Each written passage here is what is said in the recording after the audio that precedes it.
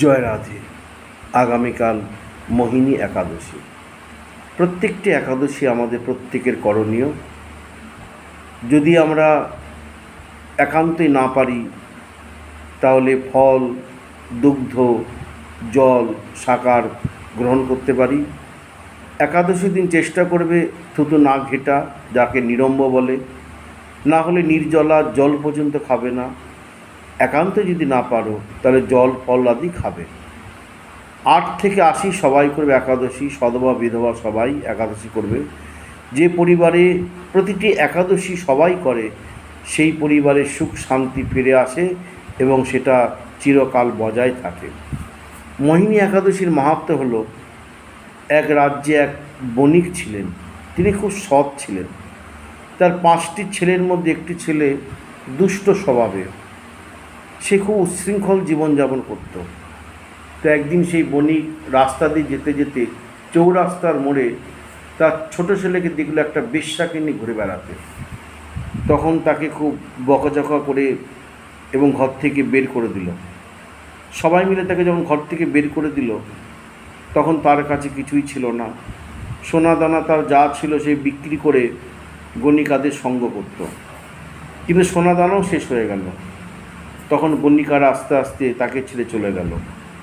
তখন সে চুরি ডাকাতি করতে আরম্ভ করলো। ধরা পড়ল, কারাগারে বন্দি হলো, তারপরে ছেড়েও দিল। যতবার চুরি ডাকাতি করে বন্দি করে এবং তার বাবার নাম ডাক থাকার দরুন যথা শাস্তি দিয়ে আবার ছেড়ে দেয়। এরপর সে মনের দুঃখে জঙ্গলে চলে যায়, সেখানে পশু পক্ষী হত্যা করে খেতে আরম্ভ করলো।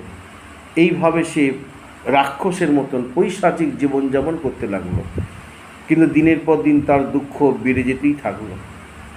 একদিন সে ওই গঙ্গার ঘাটে বসে আছে, এমন সময় এক সাধু গঙ্গায় স্নান করে উঠে আসছে। সেই সাধুর অঙ্গ থেকে এবং সাধুর গায়ে যে পোশাক ছিল সেই বস্ত্র থেকে এক ফোঁটা গঙ্গার জল ওই ছেলেটির গায়ে ছিটকে পড়ল। তাতেই তার সদ্বুদ্ধির উদয় হলো। তখন সেই ছেলেটি ছুটে গিয়ে সেই সাধুর চরণ লুটিয়ে পড়ে বলতে লাগলো, হে সাধু বাবা, আপনি আমাকে বাঁচান, আপনি আমাকে রক্ষা করুন। আমি এত পাপ করেছি, এত অন্যায় করেছি, এর কোনো হিসাব নেই। কি করলে আমি এর হাত থেকে উদ্ধার পাব এবং রেহাই পাব?